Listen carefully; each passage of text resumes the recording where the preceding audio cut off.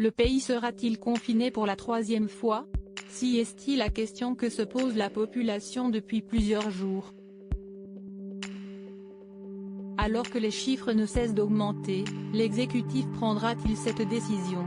En visite à l'Ars d'Île-de-France ce lundi 25 janvier, Jean Castex était accompagné d'Olivier Véran, le ministre de la Santé. Cette visite a été l'occasion pour le Premier ministre de remercier les agents de l'Ars et de mettre en valeur leur travail, en particulier en matière de contact tracing, de préparation du système de santé, et dans le cadre de la campagne de vaccination. Il en a également profité pour indiquer que, concernant l'épidémie de coronavirus, il ne s'agit pas de baisser la garde avant d'affirmer que des décisions seront prises cette semaine.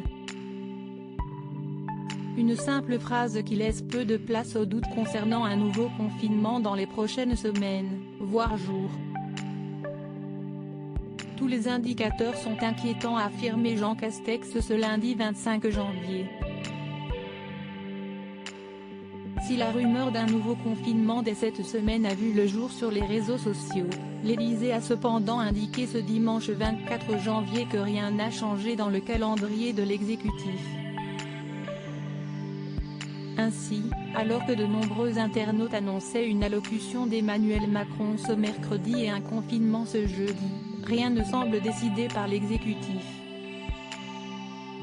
Pour rappel, le couvre-feu à 18 h a été étendu à toute la France le 14 janvier dernier et, comme l'explique l'Élysée, mercredi, on aura des chiffres sur la situation sanitaire et le bilan sur le couvre-feu généralisé à 18 h, cela nous permettra de savoir si, pour l'instant, cela suffit pour maintenir l'épidémie sous contrôle.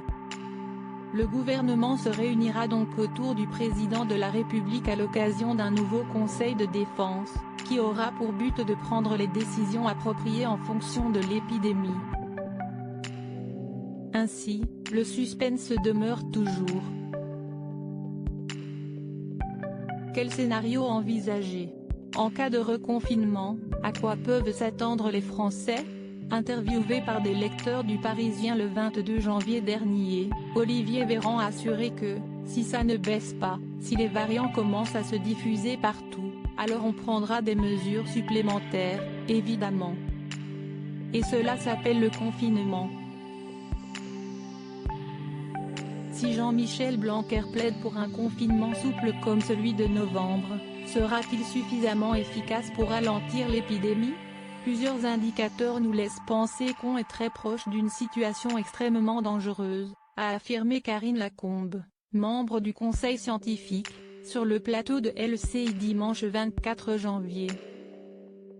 Les Français doivent donc s'attendre à de nouvelles mesures, même si l'hypothèse d'un confinement strict avec fermeture des écoles et télétravail obligatoire n'est pas l'option privilégiée pour le moment.